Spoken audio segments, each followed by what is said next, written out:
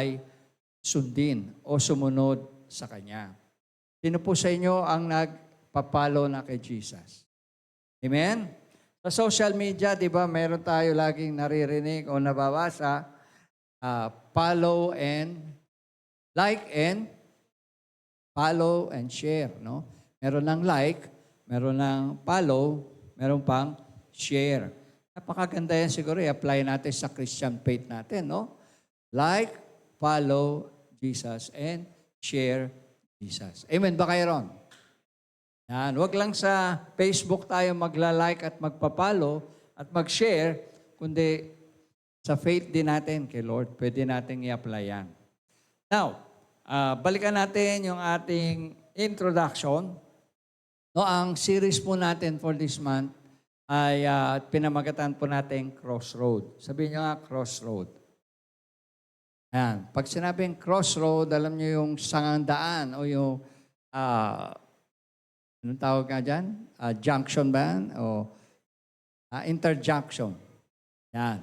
Na kung saan, kailangan kang huminto. Doon sa mga driver dito, alam nyo yan na kapag ka merong intersection or interjunction, kailangan kang huminto. No? At anong gagawin mo pag hinto? Stop, look, and listen. Ayan. Literal po yan, stop, look, and listen. Kasi kung ikaw ay hindi hihinto, dire-diretso ka, mas malamang madidisgrasya ka. Amen po ba? Ba, nakakapanood po tayo sa Facebook, yung mga nagmumotor. Kahit na dumadaan sila sa intersection, hindi sila nagme-minor, hindi sila uminto. Dire-diretso sila. At ano po, nagugulat na lang sila kasi mayroong sumasalpok sa kanila mga four wheels. No, bigla na lang silang matutumba, bigla na lang silang madidisgrasya kasi yung takbo nila hindi binabawasan, hindi binabagalan, hindi humihinto. No? Pagka mayroong intersection, kailangan stop ka, titingin ka at pakinggan mo kung mayroong padating para iwas disgrasya. Meron ba mga nagmumotor dito? Amen. Ayan. So, gawin niyo po yan para kayo ay laging ligtas. Ano? Kasi napapanood natin, ang bibilis. Kahit na sa intersection, ay talagang masasapul sila ron pagka hindi nagkakitaan. So, pagdating sa buhay po, in life, sabi naman, crossroads refers to a period where you are forced to make an important decision. Yan yung crossroad, hindi lang literal po yan, kundi sa buhay natin may mga crossroad din. Ito po yung panahon na kung saan tayo po ay we are forced to make an important decision that will significantly impact our future. No? Yan daw po yung mahalagang desisyon na kailangan gawin natin merong effect sa ating future. Ito rin daw po ay time of transition or change where you must choose a new path. Ito rin ay panahon o yugto sa buhay natin na pwede tayong magkaroon ng pagbabago. Bagong daan o bagong plano, bagong desisyon na often involving significant personal and professional shifts. Pwede ito ay sa buhay natin, pamilya natin, or sa trabaho natin na may kinalaman sa future natin. Bawat crossroad po, every crossroads in life makes us stop. Sabi nyo, stop. No? Stop. Hinto tayo. It makes us also to think and make a decision. Kaya nga, sa literal na crossroad, stop, look, and listen, doon ka maliligtas. Sa buhay naman natin, kailangan ka minsan mag-stop, magmuni-muni, mag-meditate, mag-pray para magkaroon ka ng bagong idea o bagong guidance sa buhay. Ano po? At sa ating pong passage, no, sinabi ni Jesus diyan, no, come, follow me. and I will make you fishers of men. Nagbibigay po si Jesus dito ng invitation to follow Him. No? Yung daw salitang follow me, na sinabi ni Jesus, this is a call to discipleship. Sabi niyo, call to discipleship. Ayan, isang panawagan sa pagsunod sa Kanya bilang Kanyang disipulo. Alagad, no? It is an invitation to become followers of Jesus. So, talagang literal nag-i-invite si Jesus, sumunod kayo sa akin, sabi ng Panginoon. To learn from Him and to live according to His teachings. Sa paanyaya ng Panginoon, ang purpose niya ay para matuto tayo sa Kanya, sa Kanyang mga aral, no? To learn from Him and to live according to His teachings. Mabuhay na sumusunod sa aral ng Panginoon, ina-apply ang salita ng Diyos, no? At hindi natin kinakahiya si Jesus sa ating buhay. No? Sabi ni Jesus, I will make you fishers of men. Ito raw po ay pangako, this is a promise of a new purpose and calling. Sabi niyo, new purpose and calling. Bagong layunin at panawagan sa Diyos. Sabi nga ni Pao kanina, minsan, may mga dahilan ba't hindi tayo nakakapag-share minsan. No? At binagit kanya nga yun ni Paulo kanina. And ano ba ang halaga ng utos ng Panginoon? Sabi po, gusto ng Panginoon na magkaroon tayo ng new purpose and new calling. So kapag ginawa natin yung sumunod sa Panginoon, we have a new purpose and new calling in life. Okay? Kasi nga, yung mga alagad, at that time, the disciples were transformed. Nabago po sila from fishermen of fish. No? Talagang sila Pedro, sila Juan, literal po silang nangingisda. Nabagong buhay nila nung sumunod sila sa Panginoon. Iniwan nila yung pangingisda dahil sabi ng Panginoon, gagawin ko na kayong mamamalakaya o mangingisda ng mga tao. So, hindi na isda sa dagat yung uli nila, kundi yung mga tao na naliligaw ng landas, mga tao na malayo sa Panginoon, o mga taong napapahamak, ano pa? Maring mga taong walang pag-asa, mga tao na nangangailangan ng kaligtasan ng Panginoon. May mga kilala ba kayo ng mga taong kailangan pa ang Panginoon? Amen. Baka mamaya, kahit sa bahay natin, may mga taong kailangan pa ng kaligtasan. So, share natin sa kanila. Akayin natin sila sa Panginoon. Dalhin natin sila sa pananampalataya kay Kristo. Kasi, yun po ang nais ng Panginoon sa atin bilang Kanyang tagasunod. Now, let's look at the next slide. Sabi sa next slide, meaning and application noong invitation ni Jesus.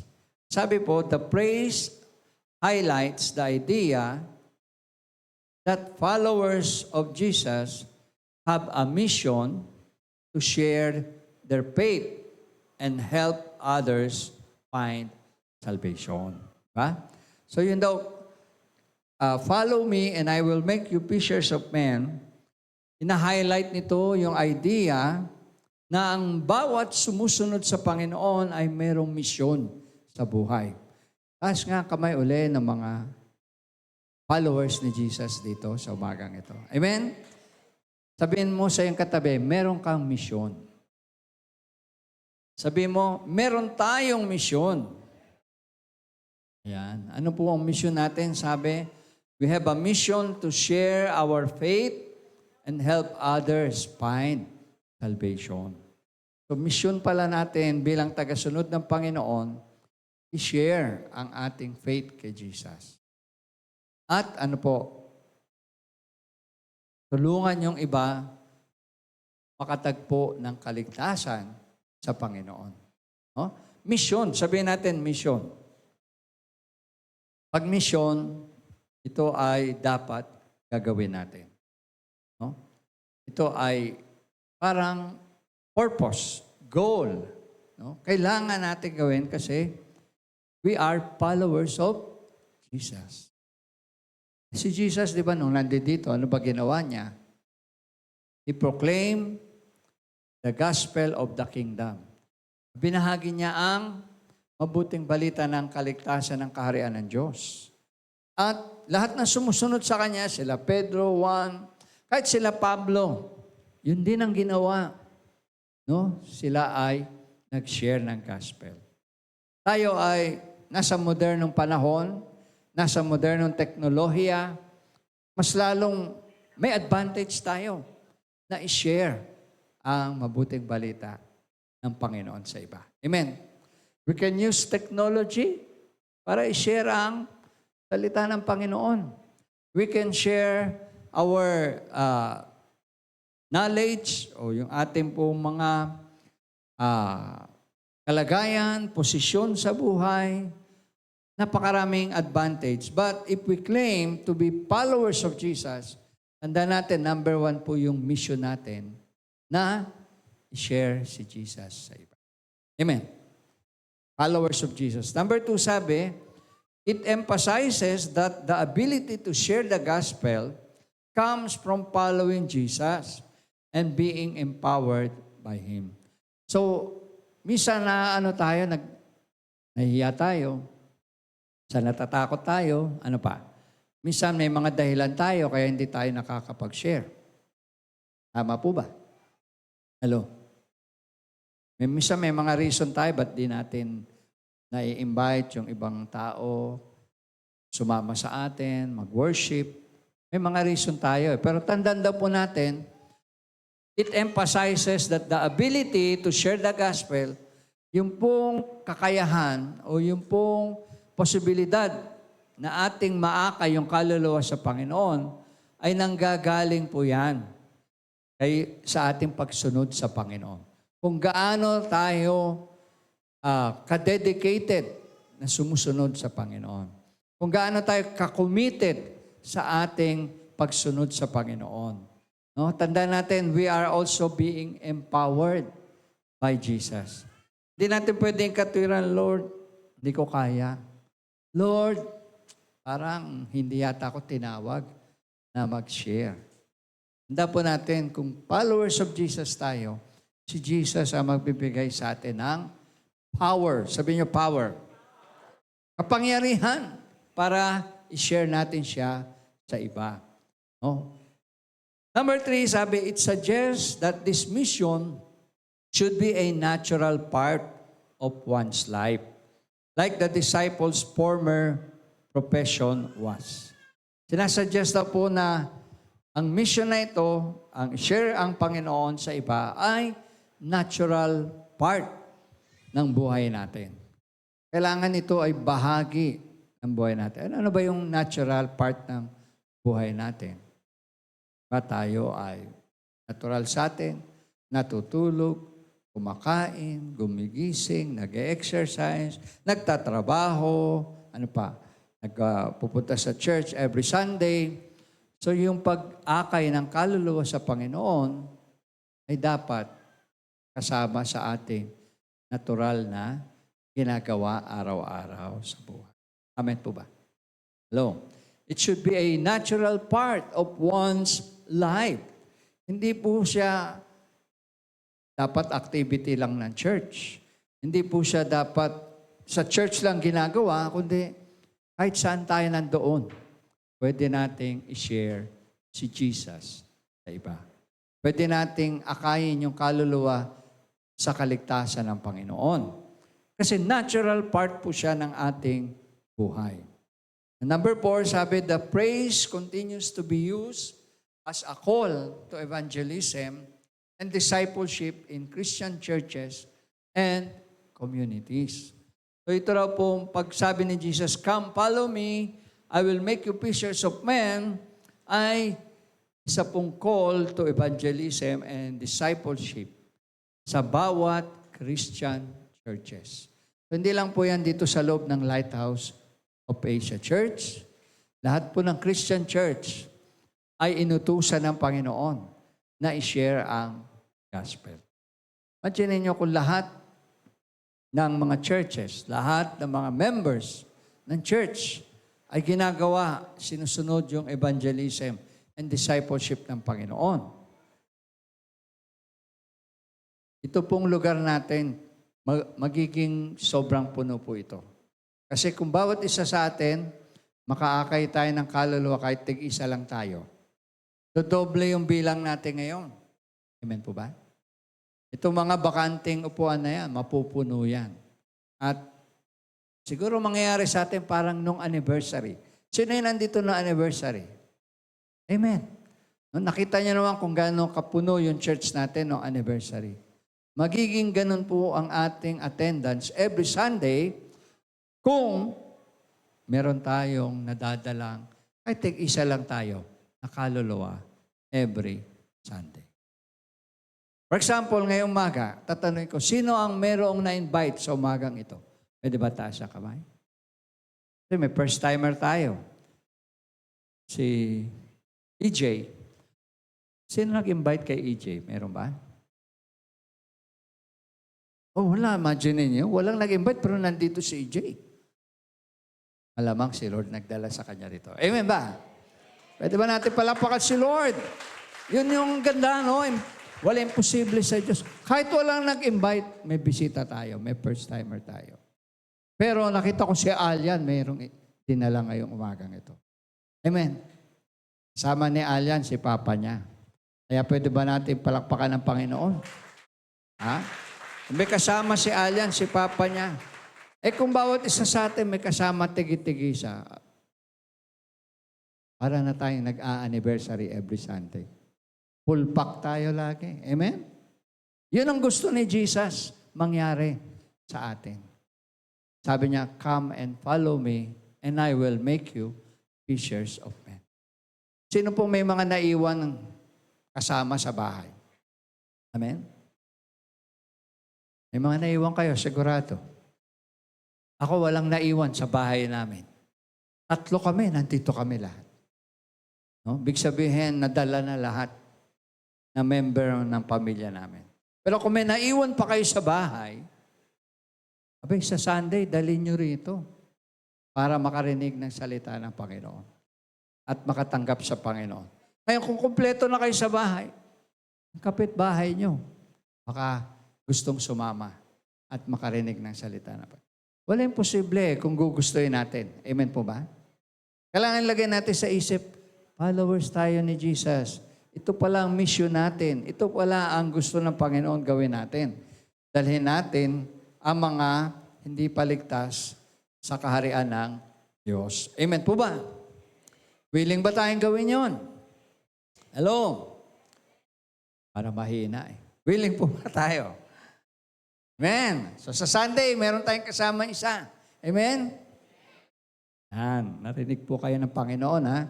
Hindi lang tayo-tayo yan, ha? Okay. I hope and pray we can bring a soul next Sunday for the Lord Jesus Christ. Amen? Ngayon, ang tanong, next slide sabi, are you a follower of Christ or not? Followers ba tayo ni Jesus or not? Based sa ating pinag-aralan o sa ating talakay na, tanungin natin sarili natin, follower ba talaga tayo ni Jesus? Meron na ba tayong naakay na kaluluwa? Nadalang kaluluwa sa Panginoon?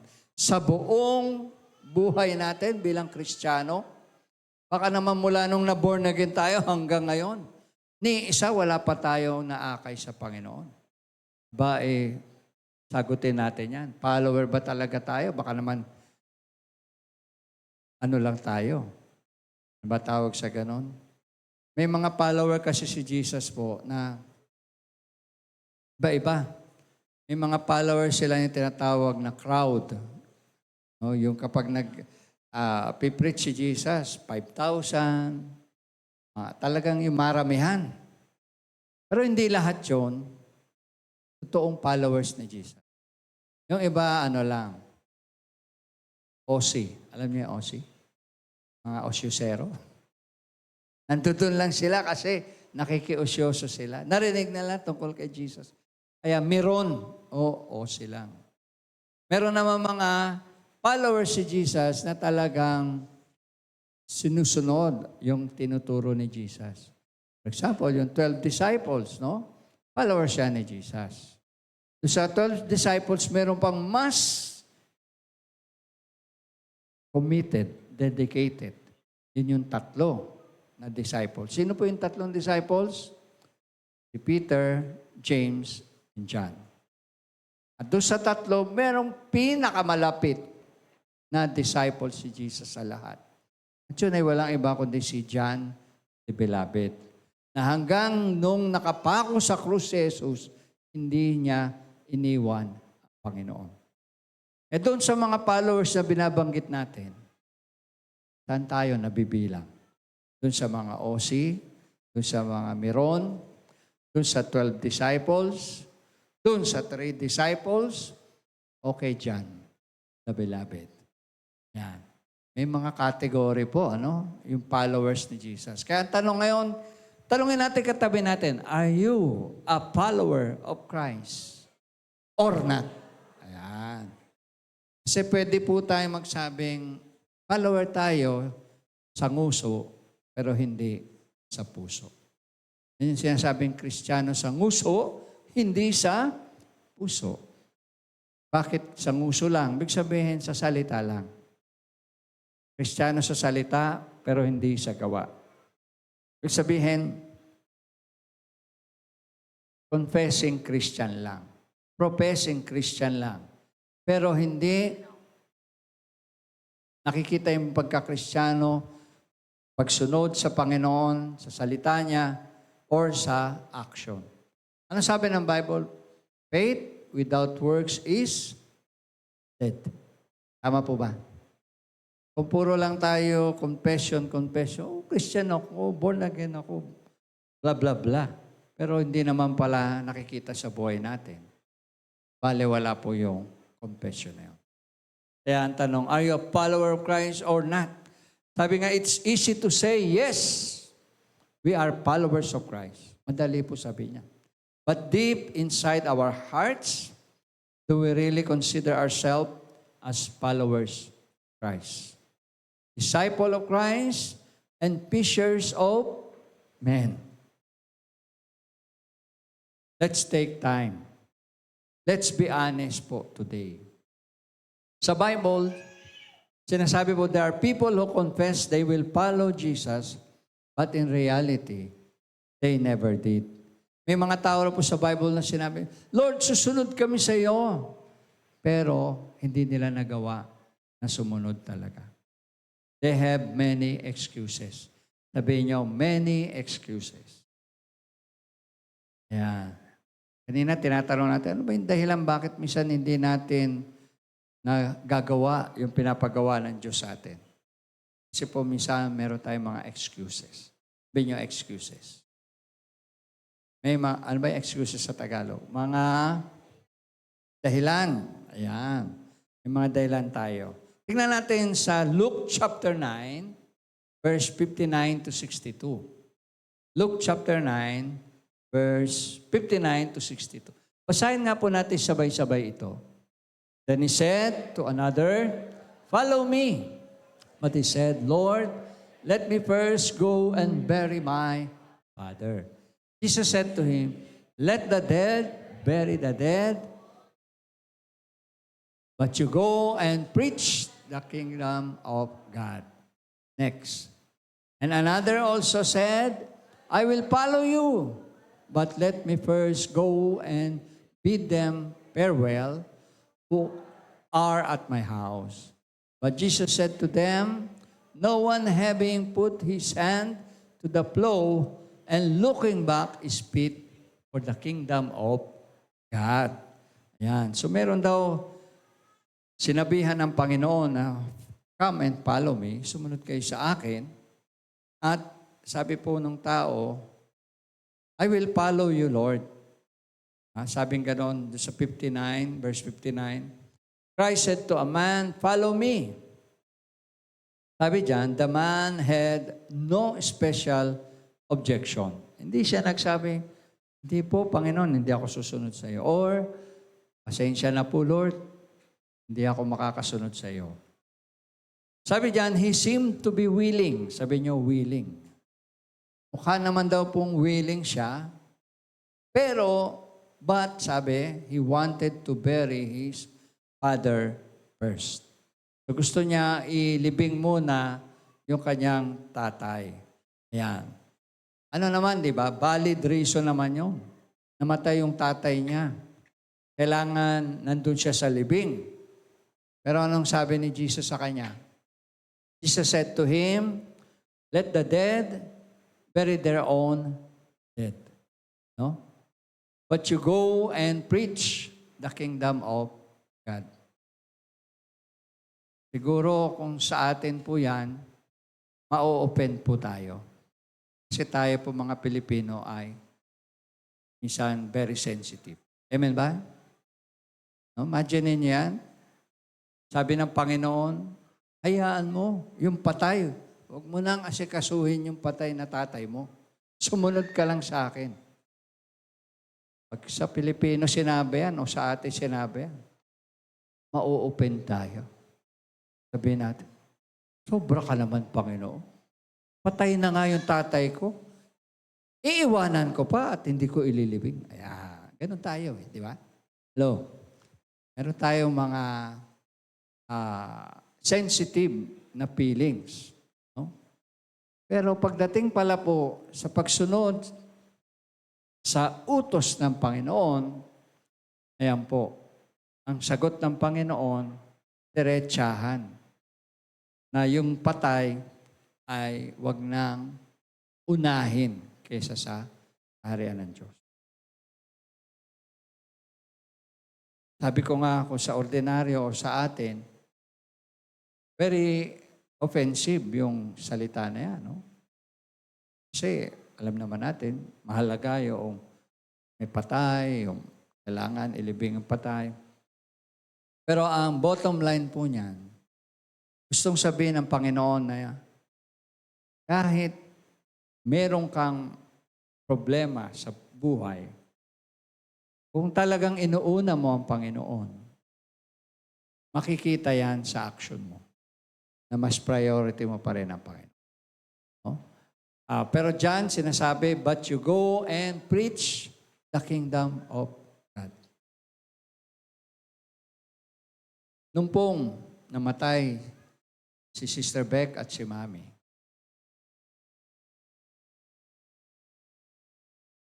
I remember na kahit Sunday po, in fact, Sabado namatay si Sister Beck, pinalingguhan, nag-service po tayo. Hindi ko ginawang dahilan yun, namatay si Sister Beck para hindi ako mag-preach at mag-service. Matay si Mami, ganun din ang ginawa ko. Tuloy ang gawain. Kasi bakit?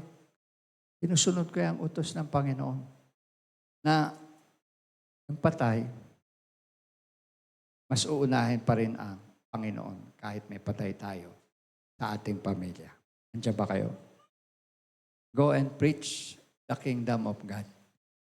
Mahalaga at unahin natin ang Panginoon pa rin sa buhay natin.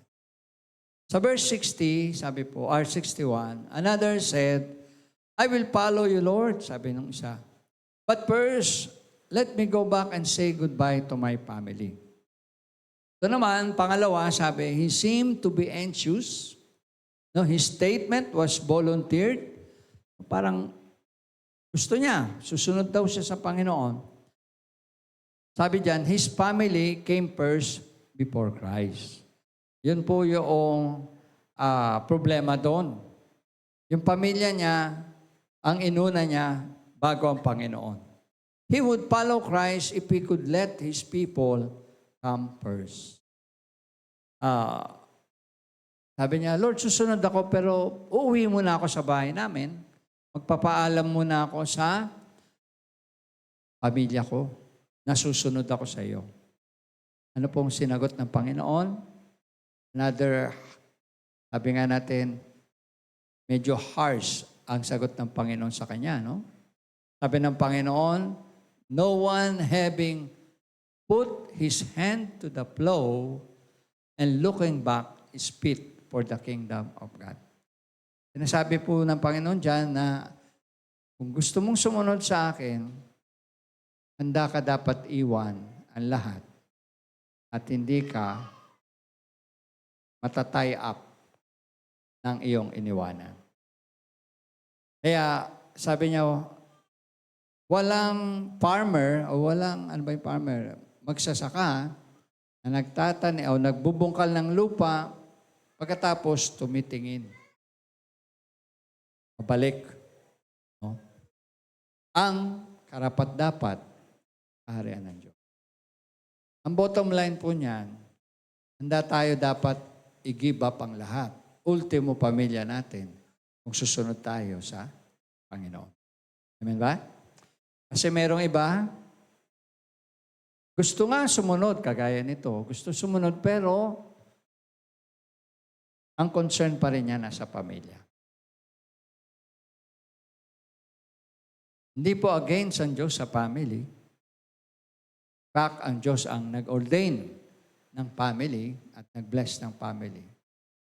Pero kung magiging hadlang ang family sa pagsunod sa Panginoon, dapat mas piliin natin ang pagsunod sa Panginoon. Amen. Nandiyan ba kayo? Huwag nating hayaan na ang pamilya natin na maging dahilan para hindi tayo makasunod sa Panginoon. Yung pamilya natin, akayin natin sila sa Panginoon para sa ganun, sama-sama tayo na buong pamilya naglilingkod sa Panginoon. Kasi totoo po yan. Pag hindi lahat ng pamilya nyo ay nasa Panginoon na, merong iba magiging problema ninyo sa buhay. Merong iba magiging pabigat sa pamilya. Merong iba magiging sakit ng ulo sa pamilya. Andiyan ba kayo? At kapag dumating ang problema at sakit ng ulo, mapipigilan kayo pati yung inyong pagsamba sa Panginoon. Pati yung inyong ministry commitment sa Panginoon. Apektado. Kasi hindi lahat ay nasa Panginoon. Pero kung ating nadala ang lahat sa Panginoon, seek ye first the kingdom of God, no? Unahin ang Panginoon at ang kanyang kaharian, lahat ay magiging nasa ayos. All these things shall be added unto us. Amen po ba kayo ron? So, pagdating pala sa pamilya, gusto ng Lord, una pa rin siya sa pamilya. Sa mag-asawa, lagi ko pong sinasabi, dapat ang sa sentro ng pag-aasawa ang Panginoong Hesus. Amen? Triangle po kayo sa pag-aasawa. Jesus, husband, and wife. Pag wala si Jesus sa marriage life nyo, yung marriage life po ninyo ay magiging chaos. Magiging disaster. Andiyan ba kayo? Pero kapag si Jesus ang nasa sentro ng inyong pamilya, nagiging maayos po yan. Now, let's continue po. Next slide, ang sabi, basahin natin po, other excuses by church people. Meron ding excuses pala yung mga nasa loob ng church. Meron ba nasa loob ng church ngayon? Hello? Tingnan natin kung meron kayong excuse na nandiyan dyan, okay? Number 1, sabing excuse is, I will do this for my family first, and then later for the church. Parang ganito yung katwiran nung pangalawa na tinanong ng Panginoon. Susunod ako, Lord, pero balikan ko muna yung pamilya ko. Unahin ko muna sila, baka walang pagkain, baka walang allowance, walang etc., pangailangan. And then, normally, pag yan po ang excuse natin, yan ang nagiging dahilan kaya hindi tayo nakakapaglingkod sa Panginoon. Ginagamit yan ng dyablo na dahilan na yan. Andiyan ba kayo? Hello? Let us be clear. No? Yan pong excuse na yan ay sinasamantala ng dyablo para mailayo tayo sa Panginoon. Tandaan nyo, isa lang ang goal ni Satan. Ang ilayo tayo sa Diyos. Lahat ng paraan, lahat ng excuse gagamitin ng dyablo para wag lang tayong mapalapit sa Diyos. At isa naman ang goal ng Panginoon sa atin, na tayo sumunod sa Kanya, may share ang gospel. Tandaan nyo, basta yung ating buhay ay napapalapit sa Diyos, laging gumagawa ang dyablo ng hadlang para mag-succeed tayo. At yun yung kailangan natin na ma-overcome sa buhay natin. Kailangan natin mapagtagumpayan kapag may mga humaharang sa atin, may mga humahadlang sa atin, may mga pumipigil sa atin na magpatuloy sa Panginoon. Kailangan unahin natin ang Panginoon lagi sa ating buhay. Amen po ba? Number 2 excuse, sabi diyan, I will pay first for my house, my car, my bills, my vacation, my so on and so forth, and then I will pay my tithes. And also, maybe after I get out of my debt, I will support the church. Yan po, may mga ganyang excuses po ba tayo? Na unahin ko muna po, Lord, yung bahay namin. Kailangan makabili muna kami ng bahay. Lord, kailangan matapos ko muna yung hulog ko sa kotse bago ako mag-tithes. Lord, alam mo naman yung aming bayarin. Lalo na ngayon, sino po ang nakapansin sa Meralco? Tumaas ang ating kuryente ngayon. Amen ba? Ako nga, pagtingin ko sa kuryente namin, sabi ko, wow. Napapawaw na lang ako. Wow na nagugulat. No? At minsan, yun nga, dahil sa mga bayarin natin, responsibilidad natin, ang nasasacrifice ay yung para sa Panginoon. Ay sabi natin, next time na lang, oh Lord, magbigay pagka okay na ako financially. No? Tsaka na lang ako magta-tithes. Merong iba naman sasabihin, Lord, bigyan mo lang ako ng trabaho. Mangangako ako, magta-tithes ako pag nagkatrabaho. Binigyan ni Lord ng trabaho. Wala, nakalimutan yung pangako. Huwag po natin kalimutan pangako sa Lord. Amen? Pray tayo, Lord, makapag-abroad lang ako, magta-tithes ako. Huwag natin kalimutan yung mga pangako na yan. Kasi yan po yung ginagamit din ng kaaway na excuses natin. No? Sabi diyan, maybe kapag naubos na, nabayaran ko na lahat ng utang ko, abay, paano mababayaran yung utang mo kung hindi mo inuuna ang Diyos? Ang sekreto para mabayaran ang utang, lahat ng utang, ay unahin natin ang Diyos. Amen po ba? Kung gusto natin makawala sa tanikala ng utang, mag-tithes po kayo. Yan ang number 1 na sagot sa utang. Kung may utang kayo sa iba, marami. Kaysa Bombay pa yan. Simulan nyo mag-tithes. Makikita nyo. Mababayaran nyo na lahat ng utang nyo. At masiset free pa kayo. Amen?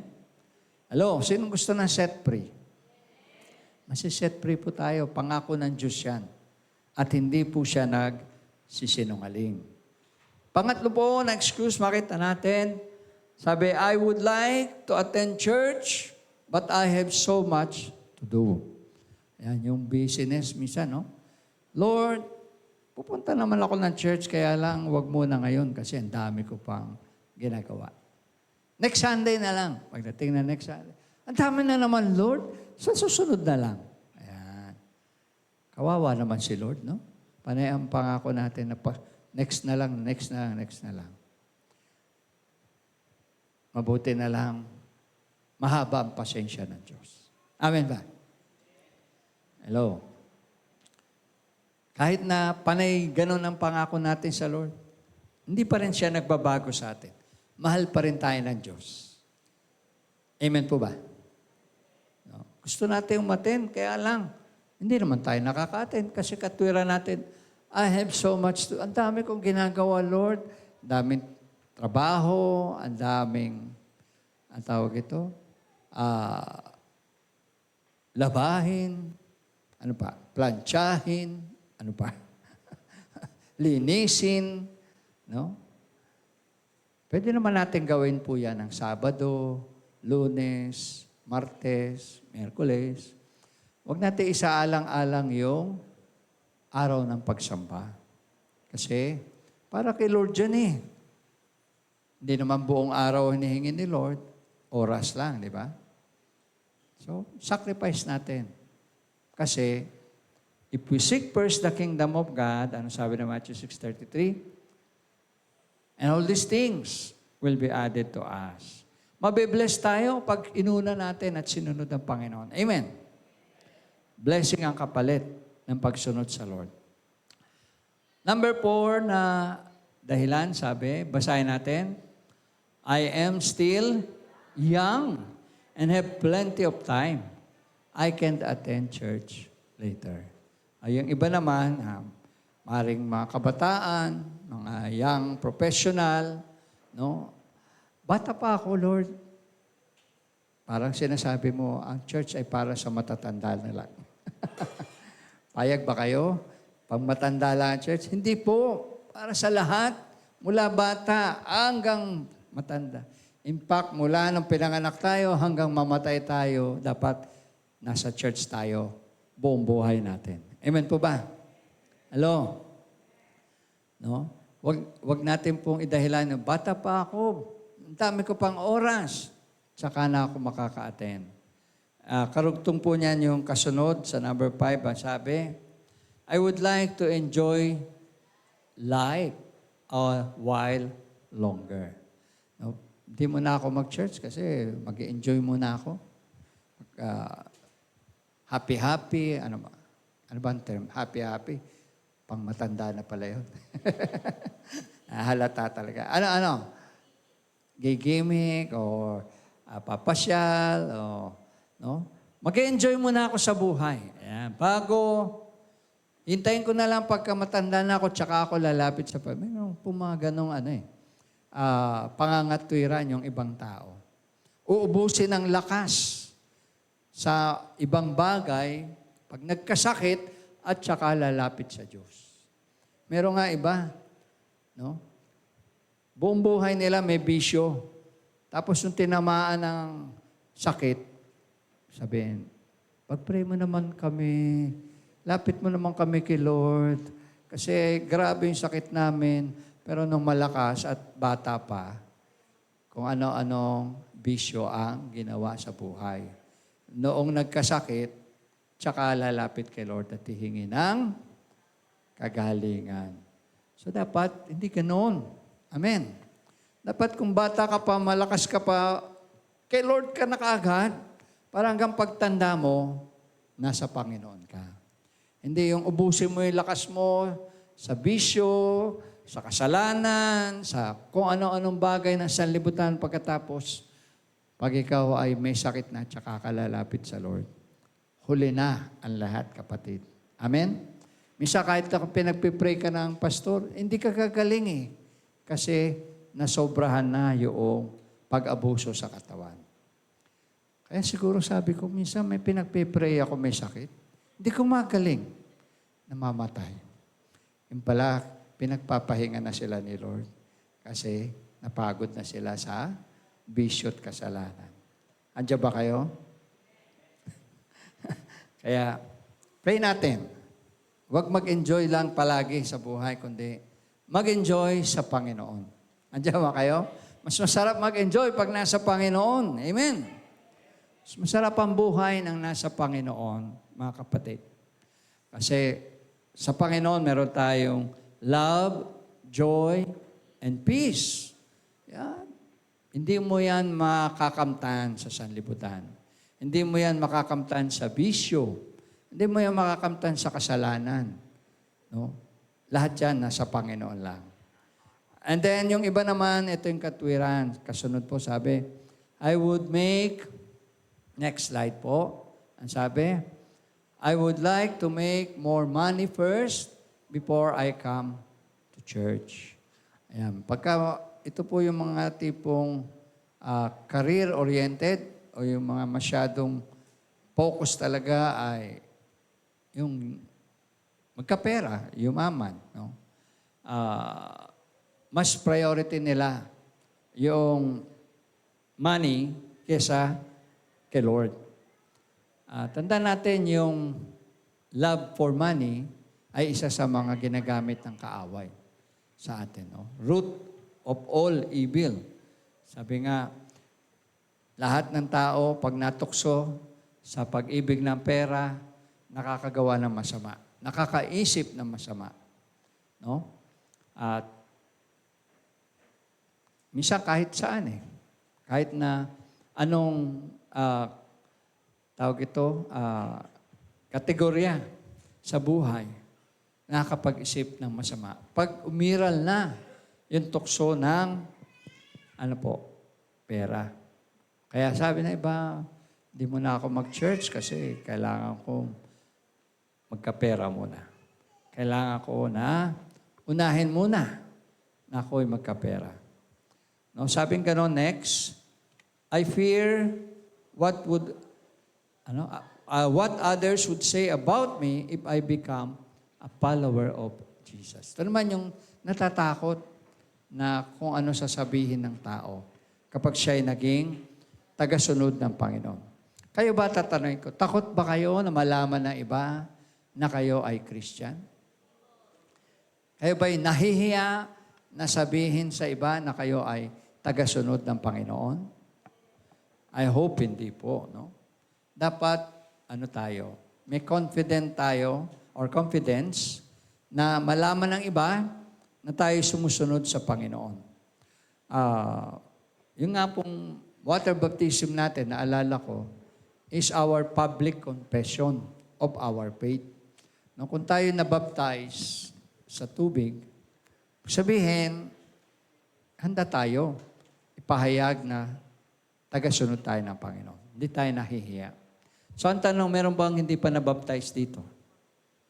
Meron po bang hindi nabaptize dito sa tubig? Ayan. So, kung tayo po ay willing magpabaptize, next month, pwede tayo mag-schedule, ano? Kasi po, kapag tayo ay nagsabing susunod tayo sa Panginoon, actually, ang unang utos ng Panginoon ay magpabautismo tayo sa tubig. Bilang sign na hindi tayo nahihiya sabihin, susunod tayo kay Kristo. Tayo ngayon ay follower na ni Jesus. Amen po ba? Yan. So, sa verse 62, sabi po sa verse 62, Jesus replied, "No one who puts a hand to the plow and looks back is fit for the service in the kingdom of God." So wala raw pong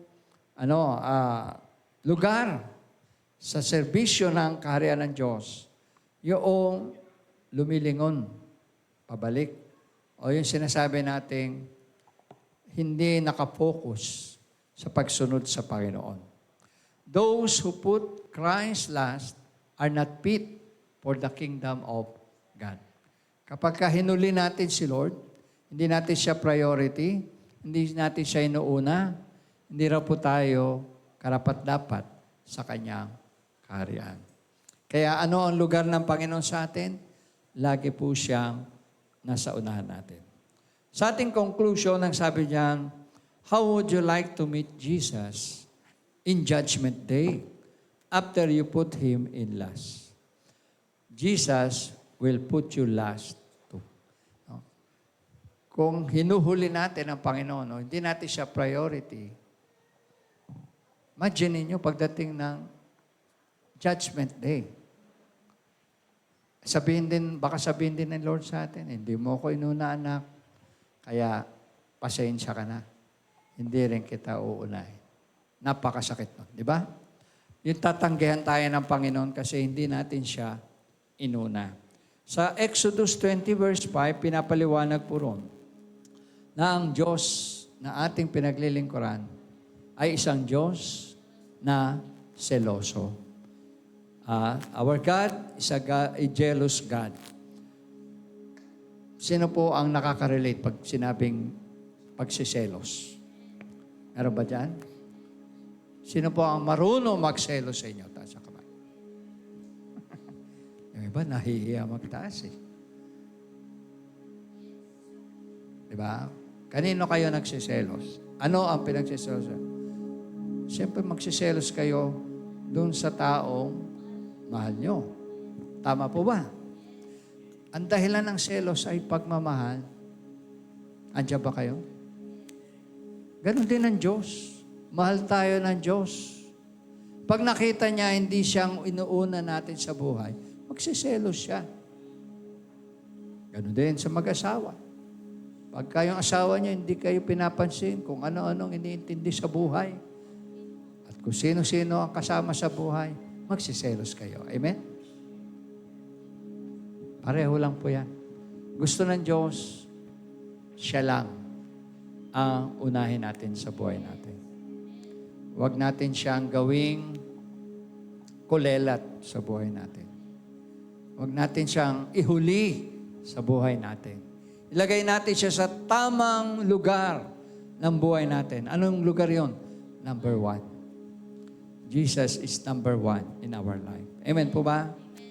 Put God first in our life. He is number 1. He is above all. Siya ang una sa lahat. Siya ang pinaka sa lahat. Sabi po, put the one first you love best. Put the one first you love best. Mahal natin ang Panginoon. Siya po ang best dapat sa buhay natin. Kapag siya ang first sa buhay natin, yung lahat ng bagay, lahat ng tao sa buhay natin, nasa tabi lang. Ang nakikita lang natin, laging number 1, si Jesus. Ang kanyang utos, ang kanyang salita, ang ating priority. Kaya mga kapatid, tanungin natin ang ating sarili, are we following Christ? Tayo po yumuko, tayo, at tumayo muna po tayo tumayo at tayo yumuko. At balikan natin yung tanong kanina, are we follower of Christ? Bang mga excuses na ating nakita, baka mamaya yun ang excuses natin sa buhay. Panahon na, kapatid, para alisin natin yung mga excuses na yun. At sumunod tayo ng totoo sa ating Panginoon. I will ask us to bow down our heads first and pray. Sunod po tayo sa panalangin na ito. Panginoon Diyos, salamat po sa iyong salita na nagpapaalala sa amin na sumunod kami sa iyo. Patawarin mo kami, O Diyos, kung minsan hindi ka namin inuuna sa aming buhay. Mihingi kami ng tawad at paglilinis sa dugo ni Jesus. Turuan mo po kami na lagi kang unahin at ang iyong utos ay aming sundin. Nangangako po kami na mula ngayon, susunod kami sa iyo. Ikaw ang una sa aming buhay. Pagpalain mo po ang bawat isa sa pangalan ni Jesus. Sa pangalan ni Jesus. Hallelujah. Praise the Lord.